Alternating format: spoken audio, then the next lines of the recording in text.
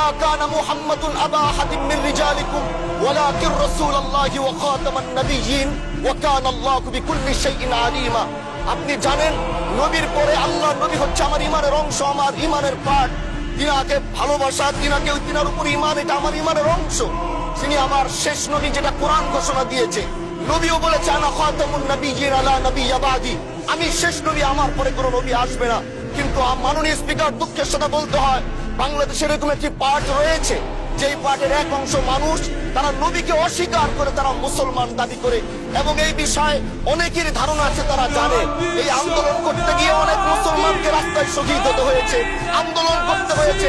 স্বাধীনতার পর থেকে আজ সে আন্দোলন চলছে, কিন্তু আজ পর্যন্ত সেটা পাইনি। আমি মাননীয় প্রধানমন্ত্রীকে বলবো, আপনি বাংলাদেশে একটি ইতিহাস রচনা করে যাবেন। আপনার মাধ্যমে যদি এটা স্বীকৃতি পায়, যারা নবীকে অস্বীকার করে তারা কোনোদিন মুসলমান থাকতে পারে না। এটা আইনের মাধ্যমে, এটা বাংলাদেশের পার্লামেন্ট